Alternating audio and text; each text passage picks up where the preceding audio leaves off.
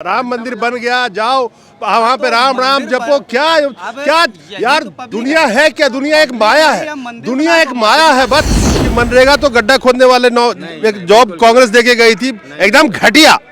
मोदी जी का 2 करोड़ रोजगार हिट है। बिल्कुल गलत है सर। कोई भी आदमी खुद ही नजर आ रहा हो तो मुझे बताओ। अरे क्या बात करते हो, इल्जाम लगा रहे हो आप। अरे इल्जाम लगा रहे हो, अच्छे दिन सबके चमक रहे हैं चेहरे पे। आप पे आपका तो अमृत काल शुरू हो गया भाई। आप नहीं, कल के बजट में मोदी जी ने कहा युवाओं का, तो आपको तो अमृत वर्ग में आ गए, तो अमृत मंथन कर रहे हो यहाँ पे। मोदी जी जो कहते हैं वो अक्सर होता नहीं है, वो सिर्फ फाइलों और किताबों जो होता है वो कहते नहीं है, 8 बजे आके बोल देते हैं। तो आज बताओ मुझे, देश ही ओल्ड चला रहा है। देश तब ओल्ड वाले को क्यों चुनते हो? सही बात। अरे यंगिस्तान 64% तो फ्री मिलता होगा ना मोदी जी का। गैस फ्री नहीं मिलता। क्यों नहीं मिलता आपको फ्री? नहीं मिलता। यहाँ आपके दिल्ली में मिलता है, लेकिन मेरे कानपुर में नहीं मिलता है किसी को। हमारे दिल्ली में तो नाली वाला गैस से लोग चूल्हा बजा रहे हैं आज के अरे दिल्ली में जो कुछ मिलता होगा, लेकिन मेरे देश में टाइम ही टाइम है लोगों के पास। किसको जल्दी है पहुंचने की यार? क्या करना, बुलेट ट्रेन लेके खाते पीते मूंगफली तोड़ते पहुंचेंगे, क्या दिक्कत है यार? भारत का निर्माता ही वो 80 करोड़ मजदूर है जो 5 किलो अनाज पे टिके हुए हैं। जी जी जी। वो 80 करोड़ मजदूर के ही वोट होते हैं जो गद्दी चुन के देते हैं। सेठ के वोट से गद्दी नहीं मिलती, इसीलिए चुनाव आता है। तो सुन लो मेरी बात, जब चुनाव आते हैं ये धर्मों में और जातियों में बटा हुआ है। वो आदमी अपना जब चुनाव आते हैं तो धर्म और जाति दे के वोट फट जाता है। ये किस साल में समझ में आया आपको? इसी साल समझ में आया कि पहले से समझ रहे हो? अलीगढ़ से आया हो ना? अलीगढ़ का जिला हाँ, अभी नाम बदल देंगे अलीगढ़ का, सब दुख दूर हो जाएगा। ये कुछ भी नहीं बदला जाएगा, बदला जाएगा। हिंडनबर्ग की रिपोर्ट आती है अदानी के ऊपर, 3-4 दिनों के अंदर में 7 से 8 लाख करोड़ उनकी दौलत नीचे आ जाती है। फर्जीवाड़ा का आरोप, स्टॉक मार्केट में उन्होंने जो फर्जीवाड़ा का आरोप लगाया, हिंडनबर्ग ने, न्यूयॉर्क की वो फर्म है, वो कहती है अमेरिका ये केस लड़िए ना, हम पे केस कीजिए ना। जिस आदमी का 7 लाख करोड़ का वर्थ झटके में नीचे आ जाए, उसको कोर्ट में केस करने से डर लग रहा है? हर सफाई देते हैं कि नहीं नहीं यहां सब ठीक है। अरे हर अपराधी कोर्ट में कहता है कि मैं तो निर्दोष हूं। हर जेब कतरा तब तो बोलेगा मैं तो निर्दोष हूं। कहते भारत पे हमला हुआ है, अरे फर्जी का आरोप लगाया, भारत पे हमला कैसे हुआ है? तब तो हर जेब कतरा बोलेगा मैं तो बेरोजगार हूं, मेरे रोजगार पे हमला हुआ है। साहब ये हमें पकड़ क्यों रहे? मैं गलत कह रहा हूं तो बताओ। हर अपराधी बोलेगा कि हमारा तो ये मौलिक अधिकार है चोरी करना, इसमें हमला हुआ। बोलने में डर लगता है। क्या हो गया देश को 2014 के बाद से? इस लोकतंत्र में हुआ क्या है जिसमें बोलना आपका मौलिक अधिकार है, सभ्य लहजे में आप अपनी मांगों को उठा सकते हैं, वो उठाने में डर लगता है। दोस्तों नमस्कार। ये कांग्रेस ने गड्ढा खोदने का रोजगार देके गई थी अपने टाइम में, जिसको मोदी जी ने कहा था कि ये ऑलमोस्ट कहा था कि इसको हम बंद नहीं करेंगे, कांग्रेस को जिंदा रखेगी। ऑलमोस्ट कब्रगाह समझ लीजिए कांग्रेस का। आजादी के 60 साल के बाद आपको लोगों को गड्ढे खोदने के लिए भेजना पड़ा। ये आपकी विफलताओं का स्मारक है और मैं गाजे बाजे के साथ इस स्मारक का ढोल पीटता रहूंगा। आज उसी मनरेगा में जो काम करने वाले कर्मचारी हैं, ये कर्मचारी लोग हैं जो अपने स्तर पे अलग अलग गांव से आए, क्षेत्र से आए हैं, जो काम देते हैं मजदूरों को। इनसे जानने की कोशिश करते हैं कि आखिर मनरेगा इतना इम्पोर्टेंट है भी देश के लिए, या मोदी जी ने कहा था कि यूं ही इसको चलाते रहेंगे ताकि कांग्रेस की यादें जिंदा रहे कि ये गड्ढा खोदने का रोजगार कांग्रेस ने दिया था। कहाँ से आए आप? कानपुर से। कानपुर से आए। तो मनरेगा में क्या है यार? मनरेगा में आप लोग भी संविदा पे हो ना। मनरेगा तो सबसे खराब रोजगार योजना थी कांग्रेस की। देश को तो मोदी जी कहते हैं उसको याद रखना जरूरी था। कांग्रेस का ऐसा काम था कि गड्ढा खोदने पे लगा दिया था लोगों को। नहीं सर, ये उनकी सोच अलग है, ऐसा नहीं है। लोगों को काम दिया जाता है, लोग अपने उसको अधिकार को जानने लगे हैं, उनसे वो बोलने लगे हैं आके कि हाँ हमें काम दीजिए। और उससे जहाँ रोडें नहीं थी आज वहाँ रोडें हैं, वहाँ पे अब उनको पक्का किया जा रहा है। अच्छा, आप लोग तो काम देते हो अब अलग अलग क्षेत्र से, कोई कानपुर से, कोई इलाहाबाद, कोई बनारस, कोई झारखंड से आए हुए, जैसे मैंने देखा है अभी। यहाँ पे लोग इकट्ठे होते हैं, मनरेगा के जो लेबर आते हैं कई बार प्रदर्शन करने के लिए, कहते हैं हमें और काम चाहिए। आप कहते हो 100 दिन का आप काम देते हो, कहते हैं हमें 200-300 दिन का काम दो। तो इतनी मजबूरी हो गई गड्ढे खोदने की अब? सब नियम है। आपसे भी ये पूछेंगे, आपसे के पास भी आएंगे, चिंता ना करो आप। अब 100 दिन का नियम है तो हम लोग तो उसको कर नहीं सकते आगे। लेकिन अब सरकार को सोचना चाहिए। मांग रहे अब मुझे खड़ा होना पड़ेगा। ये लोग बहुत भाई। आप कहाँ से आए?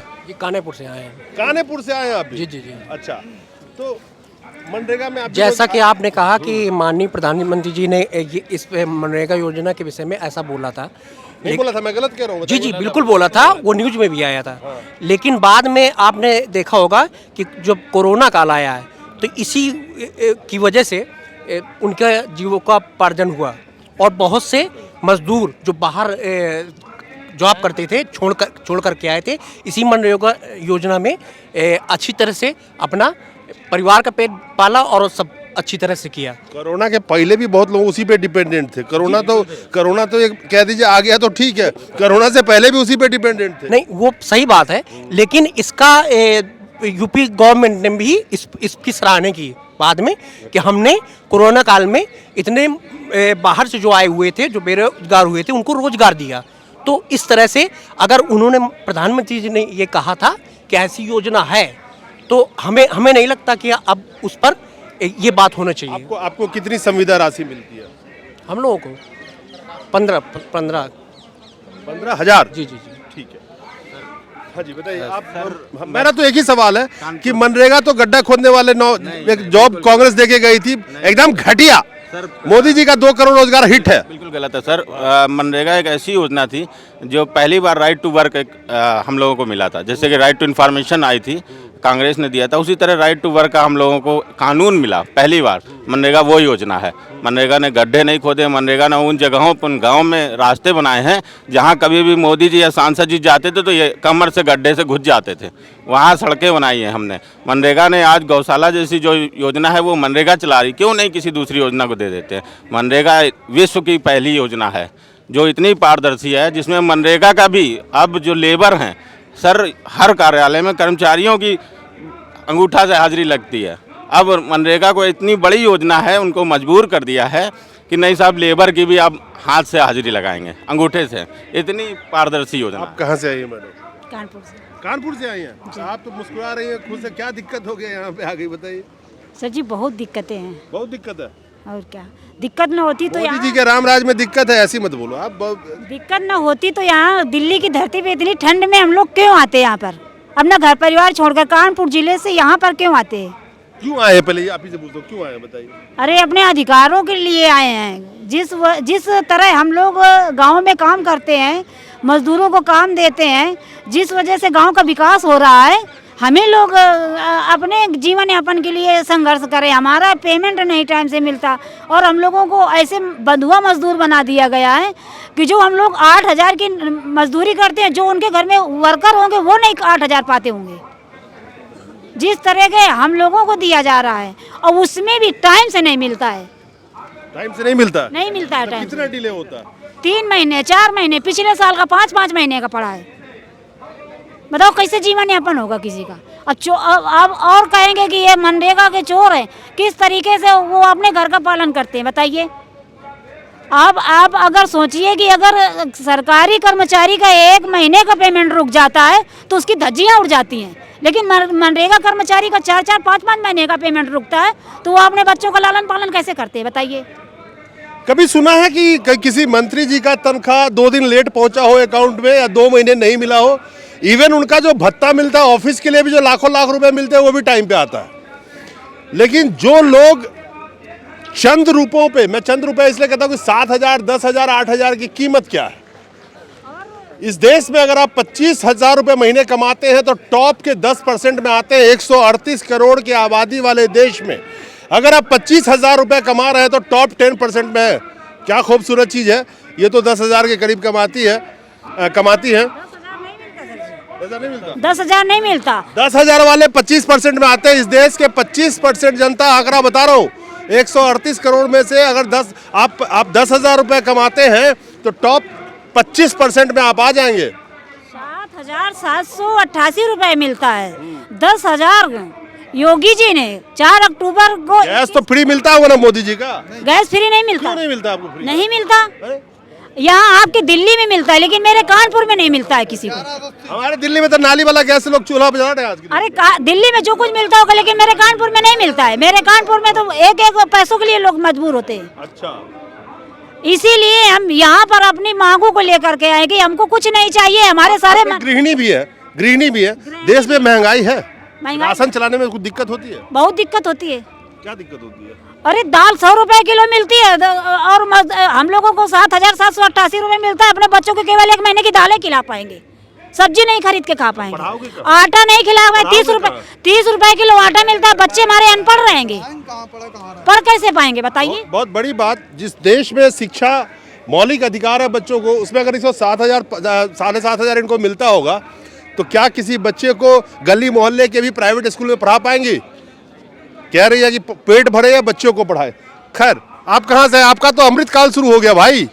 आप नहीं, कल के बजट में मोदी जी ने कहा युवाओं का, तो आपको तो अमृत वर्ग में आ गए, तो अमृत मंथन कर रहे हो यहाँ पे। मोदी जी जो कहते हैं वो अक्सर होता नहीं है, वो सिर्फ फाइलों और किताबों जो होता है वो कहते नहीं है, 8 बजे आके बोल देते हैं। वो जो है, जो होना होता है वो चुपचाप बोल गए होते हैं। अच्छा। आज तक उन्होंने जो भी बड़ी बड़ी बातें की हैं वो सिर्फ कागजों पर ही रही हैं। आज तक कोई असलियत में जमीन पर, धरातल पर नहीं आई। नहीं, मोदी जी को बदनाम करो। मोदी जी जो नहीं कहते, आपको अदानी को कहा था कि तुम्हें 100वें नंबर से उठा के 3रे नंबर पे बिठा दूंगा, बना दिया ना सबके। बिजनेसमैनों के लिए कहते हैं, किसानों के लिए, मजदूरों के लिए जो वो कहते हैं वो कभी करते नहीं है। अच्छा। किसानों के लिए भी तो कहा था कि 15 लाख आएगा, आज तक इंतजार। किसानों का नहीं, मैं सुधार देता हूँ आपके। किसानों को कहा था आपके फसल का दाम दुगुना हो जाएगा। हाँ, तो उन्हीं के 15 लाख खातों, तो सबके लिए था। उन्हीं के खातों में तो ज्यादा ग्राम। उसी से जैकेट तो नहीं खरीदे हो कहीं? ये बताओ पहले मुझे। अरे तुम्हारा उसी आ से गया हो, नहीं। किसी को बता नहीं रहा होगा ये कहीं? नहीं, ऐसा कुछ नहीं है। इंस्टॉलमेंट में आया हो। 70% लोग ग्रामीण इलाकों में रहते हैं। और आप कह रहे थे कि मोदी जी कह रहे थे कि गड्ढा खोदने की स्कीम है। 70% ग्रामीण किसान, ज़्यादातर उसमें किसान है, मनरेगा जॉब कार्ड धारक, वो अपनी किसान को करने के लिए जो उनके पास नगद धनराशि की ज़रूरत होती है, क्योंकि खाद इतनी महंगी है, पांस इतनी महंगी है, बीज इतना महंगा है, हर चीज़ डेवलप करने के इरादे से सब चीज़ महंगाई बढ़ रही है। वो किसान नगद धनराशि नरेगा के माध्यम से एकत्रित करके अपनी खेत में लगाता है, क्योंकि जो है कि ये नगद धनराशि अगर उसको मिलती है तो वो अपनी किसानी ठीक से चला पा रहा है। ये गड्ढे खोदने का काम नहीं है। जो अन्य मतलब वो अपने बच्चों को पढ़ाने के लिए किसान जो है वो, अब उसकी फसल कब तैयार होगी? बच्चे की फीस अभी जमा करनी है, कहाँ से जमा होगी? क्योंकि नरेगा कर लेगा वो, तो 1 महीने में अगर भुगतान उसका आ जाता है तो उससे उसकी बच्चे की फीस जमा हो जाएगी। परेशान हो? आप कहाँ से आए हो बताओ? कानपुर से। कानपुर से आए हो? बगले में अयोध्या है, क्या दिक्कत है? जब राम मंदिर बन गया, जाओ वहाँ पे राम राम जपो। क्या यार, दुनिया है क्या? दुनिया एक माया है, दुनिया एक माया है। बस कुछ लेके नहीं आए थे, कुछ लेके नहीं जाओगे, वहीं रहो। अभी चुनाव मुद्दा फिर उठेगा। अभी मस्जिद गिरा दी जाएगी, मंदिर बना दिया जाएगा, या मस्जिद कहीं पर वो होगा तो ये कर देगा पब्लिक है जो वोट फिर मतदान कर देगी। डंडा मार के भगा देंगे। कहाँ पे? वही मंदिर में। अरे कनपुरिया का अधिकार है वहाँ रहने का। यूपी वाला सब कौन रहेगा? बंगलोर वाला आएगा वहाँ पे रहने? कनपुरिया पूरे पहुँच जाएंगे तब भी भगा देंगे। हम बिहारी भी पहुँचेंगे वहाँ पे। कनपुरिया उतने नहीं वहाँ पर आ पाएंगे। कनपुरिया बहुत है। कनपुरिया बहुत है। आप कहाँ से आए हो? बस और मैं जनपद कासगंज से आया। हाँ, और सर मैं आपको एक चीज़ बता देना चाहता हूँ, ये एक जो गड्ढा खोदने वाली योजना, वाह वाह वाह, क्या योजना है। उसके लिए परेशान लेकिन मोदी जी ने शायद कभी ये स्टडी नहीं किया होगा कि पेड़ गड्ढों में ही लगाए जाते हैं। इसका वातावरण जो है वो उन्हीं गड्ढों से फलता फूलता है जिन पेड़ों से मोदी जी सांस लेते हैं। गड्ढा भी खोदते हैं तो उसमें पेड़ भी हम ही लोग लगाते हैं, उससे सांसें भी आप जैसे लोगों को देते हैं, है ना। माना कि ये गड्ढा खोदा हमने, लेकिन उसमें पेड़ भी हम ही ने लगाया। नहीं, गुजरात मॉडल में पेड़ जमीन पे ही लगा देते हैं भाई। वो गुजरात मॉडल है, वो तो कुछ भी कह सकते हैं। 2 करोड़ रोजगार कह सकते हैं, 2 करोड़ रोजगार कह सकते हैं। ठीक, पता नहीं क्या ट्रेनें आ रही थी, बुलेट ट्रेन, और कितनी ट्रेनें चली हैं, अब मुझे कुछ ज़्यादा तो पता नहीं। लेकिन जो बुलेट में से ट्रेन हटा दो, एक बुलेट सबको दे देंगे, उसी से चलते इस तरह से जो था। अरे सुनो, एक बार मेरी बात सुनो, एक बार मेरी बात सुनो। मैं थोड़ा दूसरे मूड में हूँ, एक बार मेरी बात सुनो। एक बार मेरी बात सुनो। इस देश में टाइम है लोगों के पास, किसको जल्दी है पहुंचने की? यार क्या करना बुलेट ट्रेन लेके? खाते पीते मूंगफली तोड़ते पहुंचेंगे, क्या दिक्कत है यार? क्यों 2 दिन में पहुंचे? हाँ बिल्कुल, ये सही बात है। आप नेता लोग जब हवाई यात्राएं करते हैं, एक सेकंड, जब नेता लोग हवाई यात्राएं करते हैं तब तो आपके पास टाइम नहीं होता। लेकिन जब एक गरीब आदमी उस हवाई जहाज के कभी पैसे तो सर्व कर नहीं पाएगा, हम जैसे सभी संविदा कर्मचारियों में से, जब वो पैदल चल के 1000 किलोमीटर और 800 किलोमीटर की दूरी तय करके आता है, तब आपकी व्यवस्थाएं, केंद्रीय व्यवस्थाएं, पुलिस व्यवस्थाएं, यहाँ पे किसी को यही नहीं पता होता कि वो कहाँ से आ रहा है। दिल्ली बॉर्डर से यहाँ जंतर मंतर तक हम लोग आए, कोई व्यक्ति प्रशासन का नहीं, मैं देखने भी नहीं गया। वाह, ये राजधानी का ये हाल है। कल के लिए कोई घटना घटती है तो फिर आतंकवादी घोषित किए जाते हैं। जब किसान आंदोलन ठहरा हुआ था, सबसे पहले मैं आपको एक चीज़ बता दूं कि हम सब लोग किसान घरों से हैं, गांव में काम करते हैं ज़मीनी स्तर पर। हमारे पिताजी लोग में ज़्यादा तादाद में लोग किसान हैं, ठीक है। और यह आंदोलन, इसे आंदोलन नहीं कहेंगे, यह एक सांकेतिक धरने के तौर पर इसे हम देखते हैं। यदि हमारी ये मांगे जो हम लेके आए नियमितीकरण की, सरकार नहीं सुनती है, तो आपने किसान आंदोलन में भी आप बैक हुए थे। नहीं सुनेगी, मैं ऑन कैमरा कह रहा हूँ नहीं सुनेगी, वो मैं डेटा देता हूँ आपको, बताइए। मैं भी आपको ऑन कैमरा कह ही रहा हूँ, कह रहा हूँ यदि नहीं सुनती है तो फिर से अपने पिताजी, चाचा, भाई, ताऊ, मामा को लेके एक बार फिर से किसान आंदोलन की तरफ में कदम बढ़ाने का कार्य करेंगे हम। किसान आंदोलन की तरह हम भी आंदोलन करेंगे, ये कहना है इनका। लेकिन किसान आंदोलन में किसानों ने 750 किसानों की जानों की आहुति दी, और इस वजह से दी जो सरकार उनको दे रही थी वो कहते थे हमें नहीं चाहिए। किसान का मांग था हमें एमएसपी मिले स्वामीनाथन के रिपोर्ट के हिसाब से, उसकी कोई बात नहीं। इल्जाम ये था तीनों बिलों पे कि जो कॉर्पोरेट को फायदा पहुंचा रहा है वो 3 बिल जबरदस्ती किसानों को थोपा जा रहा है। किसान कहते जो आप दे रहे हो मुझे नहीं चाहिए, सरकार कहती है ले लो। लेकिन उस नहीं लेने के लिए ये नहीं कि उनकी मांग जो थी उसमें से एक भी मांग पूरी नहीं हुई, लेकिन वो बिल वापसी के लिए 750 के करीब किसान 13 महीनों में रोड पे अपनी जान गंवा दी। उस तरह का आंदोलन किया था। तो ये जो कह रहे हैं कितने के अंदर वो मद्दा है और कितने के परिवार वाले कहेंगे कि जाओ रोड पे बैठ जाओ, नहीं आना वापस जब तक तुम्हारा आंदोलन खत्म ना हो, जब तक तुम्हारी मांगे पूरी ना हो, ये अपने घर वालों से जाके पूछिएगा। और देखिए मैं जो सच है वो सच है। बिल्कुल बिल्कुल।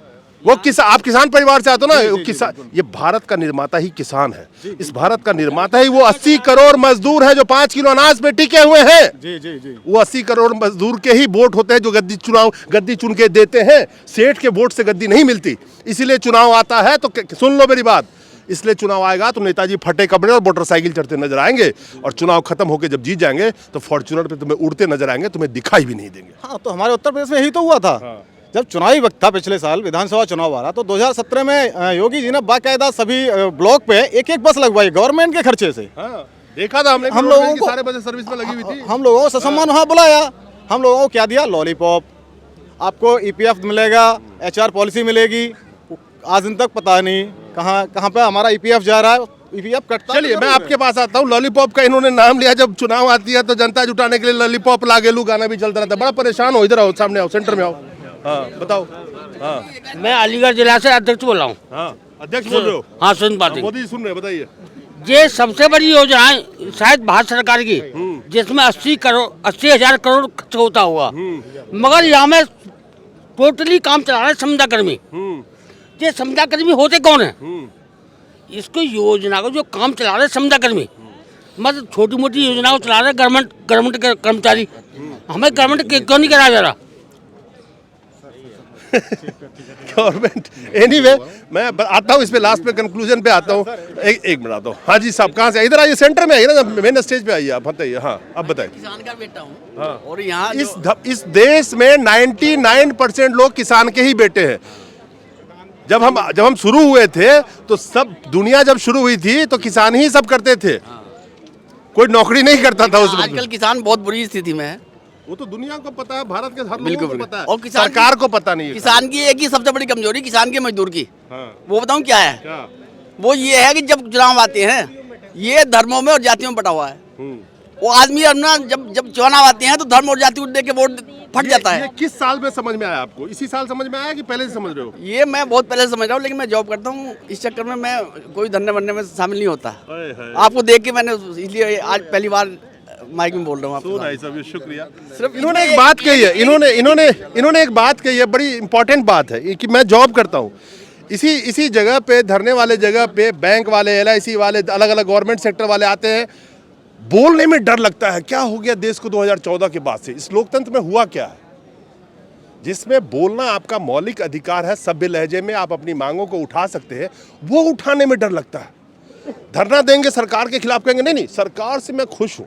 अरे भैया तो घर ही बैठ जाते, फिर मैं राजनीति नहीं करना चाहता। अरे देश ही राजनीति से चल रहा है, तुम्हारे घर में राजनीति है, पैदा ही राजनीति में होते हो, और कहेंगे मैं राजनीति नहीं करना चाहता। तो आए काहे को हो भाई? तो वोट देते नहीं जाते। अच्छा, हाँ जी, वहाँ भी रहनी है, क्या बच्चों जाते हैं, नहीं जाते। क्या कह रहे हैं आप, बताइए। सर मैं जिला अध्यक्ष हूँ अलीगढ़ का, सारे अध्यक्ष तो मोदी जी लड़ जाएंगे।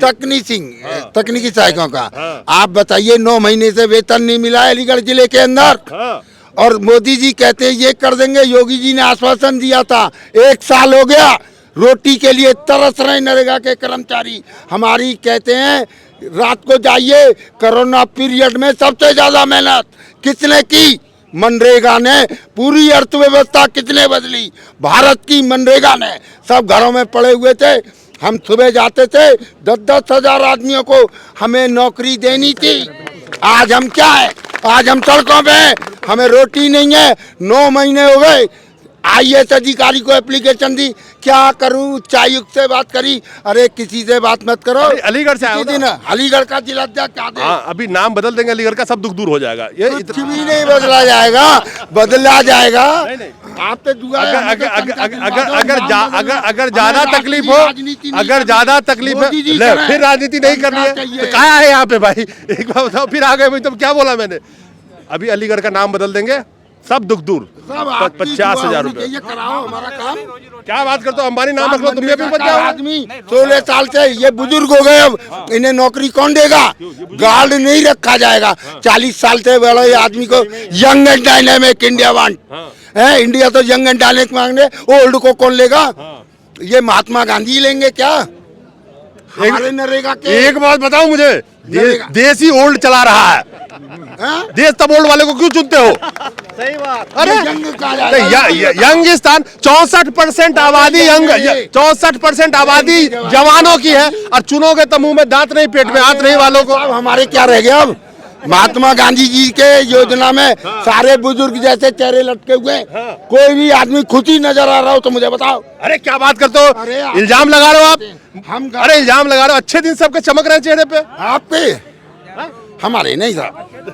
अच्छे दिन नहीं है। एक चीज बताऊँ, एक चीज मैं बता देना चाहता हूँ। हाँ बिल्कुल अच्छे दिन हैं, सुनिए तो, लेकिन चंद लोगों के आप लोगों के करोड़ों करोड़ों रुपए माफ कर देते हैं, बिल्कुल उनके लिए अच्छे दिन है भाई। अडानी जी, अंबानी जी, कुछ भी हो, लेकिन उनके तो अच्छे दिन है। हम जो गरीब आदमी, जो अल्प मानदेय पे नियुक्त हुए थे, और हर ग्राम पंचायत से एक टॉपर व्यक्ति, ऐसा नहीं है कि हम ग्राम पंचायत में हमारा 3rd डिवीजन हो, मोस्टली यहाँ पे 80 और 70% डिवीजन के लोग गए हैं। तो ये हो सकता है कि यदि उस टाइम पे मैं सरकार के अंधेरे में न रहता तो शायद कुछ और कर लेता, क्योंकि IAS PCS भी हम ही लोगों में से होते कम से कम। जवानी खा ली, सुनो सुनो, अब बुढ़ापा रह गया है, उसे भी खा लो। सुनो, जवानी तो चूची इन्होंने। आज कहते पैसे ही नहीं है, पैसे कैसे नहीं है? अडवाणी जी बनाने जी। अरे नरेगा को भी दे दो, ये भूखों की चेहरे देखो। मोदी जी नरेगा तो गड्ढा खोदने वाला काम है। नहीं सीखे तो 24 में सबक निश्चित ठिकाना है। अब हमारे में क्या रह क्या गया? देख लो कौन सा गड्ढा खुद का काम आ जाए कभी। साहब वो गड्ढे में ही तो हम खोद रहे हैं आजकल, और मट्टी के सिवा कुछ करते ही नहीं है। अच्छा, महात्मा गांधी ने कही मट्टी खोदो, हम भी खोद रहे हैं। इस देश का भविष्य देख लीजिए सीरियस नोट पे। इस देश का भविष्य देख लीजिए कि एक पूंजीपति पे हिंडनबर्ग की रिपोर्ट आती है अदानी के ऊपर, 3-4 दिनों के अंदर में 7 से 8 लाख करोड़ उनकी दौलत नीचे आ जाती है। फर्जीवाड़ा का आरोप, स्टॉक मार्केट में उन्होंने जो फर्जीवाड़ा का आरोप लगाया, हिंडनबर्ग ने, न्यूयॉर्क की वो फर्म है, वो कहती है अमेरिका ये केस लड़िए ना, हम पे केस कीजिए ना। जिस आदमी का 7 लाख करोड़ का वर्थ झटके में नीचे आ जाए, उसको कोर्ट में केस करने से डर लग रहा है? हर सफाई देते हैं कि नहीं नहीं यहां सब ठीक है। अरे हर अपराधी कोर्ट में कहता है कि मैं तो निर्दोष हूं। हर जेब कतरा तब तो बोलेगा मैं तो निर्दोष हूं। कहते भारत पे हमला हुआ है, अरे फर्जी का आरोप लगाया, भारत पे हमला कैसे हुआ है? तब तो हर जेब कतरा बोलेगा मैं तो बेरोजगार हूं, मेरे रोजगार पे हमला हुआ है। साहब ये हमें पकड़ क्यों रहे? मैं गलत कर रहा हूं तो बताओ। हर अपराधी बोलेगा कि हमारा तो ये मौलिक अधिकार है चोरी करना, इसमें हमला हुआ। ये भारत पे हमला है, ये भारत पे हमला है। बिल्कुल मैं इस चीज से सहमत हूँ। भारत पे ये हमला है क्योंकि भारत का जो कॉर्पोरेट करता है ना, वो यदि गर्त में कहीं पे चला गया तो भारत की स्वाधीनता, स्वतंत्रता, सब चीज खतरे में पड़ जाएगी। तब तो सब लोग जो इतना धरना दे रहे हैं, बैंक वाले की रोजगार खतरे में, बोले हमारे रोजगार पे हमला है। टीचर का जॉब खतरे में, बोले रोजगार पे हमला है। प्रोफेसर का जॉब खतरे में, बोले रोजगार पे हमला है। विद्यार्थियों की भविष्य खतरे में, सबसे बड़ा हमला तो इनके भविष्य पे है। फिर तो हमला ही हमला हो रहा। खैर ये न्यू इंडिया का एक तर्जुमा है। और जितने भाषण पढ़े जाते हैं ना पब्लिक के लिए इमोशनल करने के लिए, राष्ट्रवाद का उसमें चाशनी डाल करके, और वही चाशनी कहाँ से आ रही थी? कम से कम इस बयान से ये साबित होता है कि ये चाशनी पीछे से कॉर्पोरेट के लिखे हुए भाषण पढ़ते हैं नेताजी खड़े हो गए। वही कॉर्पोरेट जब अपने ऊपर कोई इल्जाम लगता है तो उसी राष्ट्रवाद का चादर अपने और झंडा लपेटने की कोशिश करता है। खैर, आज हमारे बीच जो इस भारत को जिंदा रखे हुए, मैं भारत वर्ड यूज करूंगा क्योंकि भारत गरीब, मजदूर, किसान, यही भारत है। अदानी अंबानी भारत नहीं है। और उसको जिंदा रखने वाले जो एक योजना है मनरेगा, जिसके ऊपर सब टिके हुए हैं आज के डेट में, 80 करोड़ जनता, जो 5 किलो अनाज उनको दिया जाता है, आखिर वो जनता मनरेगा में ही तो काम ढूंढते फिर 80 करोड़। एक बात याद रखिएगा, ये 80 करोड़ का आंकड़ा 2011 के सेंसस के हिसाब से ये नाम लेते हैं। अगर इसको आज के दौर में अगर कैलकुलेट किया जाए तो ये 100 करोड़ के पार होंगे, ये भी याद रखिएगा। तो ये हमारे मित्र लोग आए हुए हैं और बड़ी मेहनत से काम करते हैं निचले स्तर पे। लोगों को जो मनरेगा में रोजगार है, जिसके तहत ये रोजगार देते हैं 100 दिन का कम से कम। यहाँ तो मनरेगा में जो काम करते हैं वो चिल्ला रहे हैं कि हमें 200 दिन दिया जाए, रोजगार का ये हाल है। तो 2 करोड़ की बात न पूछो, काले धन की बात न पूछो, भ्रष्टाचार की बात न पूछो। भ्रष्टाचार तो सामने कितना बड़ा है देख सकते हैं। इतिहास के पन्नों में विश्व में सबसे बड़ा फ्रॉड अगर स्टॉक मार्केट का कोई भी हुआ है तो वो आज के हिंडनबर्ग का रिपोर्ट है जो अदानी के ऊपर आरोप लगा है। लेकिन यही आरोप अगर 100 करोड़ का किसी विपक्ष के नेता पे लग जाता तो ईडी, सीबीआई, इनकम टैक्स सब उसके घर पे होती। लेकिन सब चुप बैठे हैं। विपक्ष के नेता राहुल गांधी, मैं कोई कांग्रेस की इससे मत जोड़िएगा, लेकिन मैं उदाहरण दे रहा हूं कि 50 करोड़ 100 करोड़ की नेशनल हेराल्ड का केस था तो कितनी तहलका और कितने हंगामा मचे थे इस देश में। जो तेलगी कांड हुआ था स्टाम्प का, चाहे हर्षद मेहता कांड हो, चाहे बहुत सारे कांड का मैं नाम गिना सकता हूं, वो भी चिल्लाते कि हमारे ऊपर हमला हुआ है, देश के ऊपर हमला हुआ है। ये एक नई परिपाटी और नया न्यू इंडिया में चलन चल चुका है कि चोरी भी करो, और अगर आपके साथ में, आपके सरकार आपके साथ में खड़ा हो, मित्र आपके साथ में खड़े हो, तो बोल दो कि ये तो देश पे हमला है। मेरी शुभकामनाएं हैं आप लोगों को, लड़िए, देखिए क्या होता है, ठीक है। और ये थे हमारे साथ। मैं थोड़ा सा आपको अपने बारे में बताना चाहता हूँ सर। मैं एक ग्राम रोजगार सेवक हूँ और जिला सहारनपुर से, और मैं आपको एक रोजगार सेवक को प्रदर्शित करना चाहता हूँ जो रोजगार सेवक करता है। सन 2007 में मैंने अपना पंचायत टॉप किया था। 65% से मैंने टॉप किया एग्रीकल्चर। 65% किस चीज़? एग्रीकल्चर से इंटर में। उसके बाद मैं जॉब में आया, यानी मानदेय वाली जॉब में आया। उसके बाद हमें 2000 मानदेय मिलता था। कब, किस साल में? 2008 में। 2008 में ज्वाइनिंग हुई थी हमारी। 2000 मानदेय मिलता था। एक सबसे पहले ये देख लीजिए कि भविष्य के साथ खिलवाड़ कैसे हुआ। 2000 एक टॉपर को रखा गया 2000 पे, फिर 3600 भी हुआ। लेकिन उस टाइम आया था कि ये एक मांग आधारित योजना है। लेकिन आज मैं आपको बताना चाहूँ कि ये एक टारगेट आधारित योजना बनाकर इन लोगों को निकालने का काम किया जा रहा है। आज उस टाइम हमारे प्रत्येक ग्राम पंचायत में एक रोजगार सेवक यानी एक संविदा कर्मी काम करता था। आज मैं आपको बताना चाहूँ मेरी ब्लॉक में 75 ग्राम पंचायत हैं। उस टाइम 100 लगभग 3 हुआ करती थी, 103 व्यक्ति थे हम। आज 75 हैं, कुछ नगर निकाय में चली गई और मात्र 13 रोजगार सेवक वहाँ बचे हैं। इतनी बुरी हालत में हमारा रोजगार छीना जा रहा है। मुझे तो सीधी सी बताओ ऑन कैमरा कि उस दौर में ज़्यादा तकलीफ थी या इस दौर में ज़्यादा तकलीफ है? मुझे तो जनता को बताना है। इस दौर में ये तकलीफ हमारे साथ है कि एक इस योजना को टारगेट आधारित बना दिया गया। ये आप करना है। अच्छा, एक अलग से हमारे से कोरोना काल में हमसे क्या कराया गया, सारी सुविधाएं ली गई और हमें सुविधा कुछ नहीं दी गई। हमें इन्होंने कोरोना की कोई सुविधा नहीं दी, जबकि ये मेरे पास ऑन प्रूफ है। दिन में हम मजदूरों को लेकर काम कराते थे और रात को आइसोलेशन सेंटर में हमसे ड्यूटी कराई जाती थी। इलेक्शन में हमसे ड्यूटी कराई जाती हैं, ग्राम पंचायत इलेक्शन में हमसे ड्यूटी कराई जाती है। मैडम मेरे पास लेटर हैं। नहीं, वो डिस्कशन आप बाद में कर लेना, मैं इतना लंबा थोड़ी बताइए। हाँ, बताइए। उसका भी हमें पैसा नहीं मिलता। हमारे पास मेडिकल लाइन कुछ नहीं है, हमारे पास आने जाने के लिए कुछ नहीं है, हमारे पास बीमा भी नहीं है। रोजगार यानी एक दूर से दूर तक जाते हैं, हमारे पास टीएडीए भी कुछ नहीं है। और फिर भी हम आज हमारा मानदेय लगभग जो है उत्तर प्रदेश में 10,000 कर दिया गया, जिसमें से 7788 हमें मिलता है। बाकी ईपीएफ के नाम पे हमारा काट लिया जाता है। 7700 पे वो भी नहीं। पिछले वित्तीय वर्ष में 2021-22 में हमारा 5 महीने का मानदेय अभी भी शेष है। मेरा बच्चा पढ़ता है, मेरी 4-5 हज़ार रुपये उसको स्कूल की फीस जाती है, मैं 2,000 रुपये में घर कैसे चलाता हूँ। आज ये चीज़ उन लोगों को समझाए जो घोषणा कर रहे हैं कि मुझे इतना नुकसान हो गया, उसका कहाँ से आया? मैं समझता हूँ, लेकिन सवाल यहाँ पे ये है कि मैं तो इनको भी दिखा रहा हूँ, मुझे एक चीज़ पता है, उसी मनरेगा में जो काम करते हैं मजदूर, जिनको मैं अलग अलग तरीके से पता किया, तो करीब करीब 15 दिन का जॉब उनको पर मंथ में मिल जाता है, जो मैंने पूछा था। 15 दिन का मतलब है करीब करीब 3,000-3,200 रुपये वो कमा लेते होंगे। मैं जानता हूँ कि ये सक्षम है, आके यहाँ आवाज़ भी लगा रहे हैं, लेकिन मैं उनके लिए भी सोचता हूँ, उनकी आवाज़ भी उठा रहा हूँ, जो 3,000 रुपये महीना पाते होंगे एक महीने मनरेगा में काम करके, वो भी घर कैसे चलाते होंगे। लेकिन मजदूर हैं, उनको इस लायक बना दिया गया है कि वो एक दिन भी खाली बैठ करके और यहाँ पे आवाज़ लगाने के लिए आ नहीं सकते। तो इस देश की जनता को इस तरह निचोड़ दो कि 1 घंटा भी वो सोचे कि कहीं जाके किसी और चीज़ के हाय हाय लगाए या जुलूस निकाले, उसके लायक वो बचा नहीं है। लेकिन दिनकर की वो 4 लाइनें हमेशा मुझे याद आती है। जनता जब बहुत कुपित हो जाती है, जब बहुत उसके ऊपर जुर्म झालता है ना हो जाता है, तो दिनकर जी ने लिखा है, जब होता भूडोल बमंडर उठते हैं, जब होता भूडोल बमंडर उठते हैं, जनता जब कोपाकुल होकर भ्रिकुटी चढ़ाती है, 2 राह समय के रथ की घर घर नाद सुनो, सिंहासन खाली करो कि जनता आती है। नमस्कार।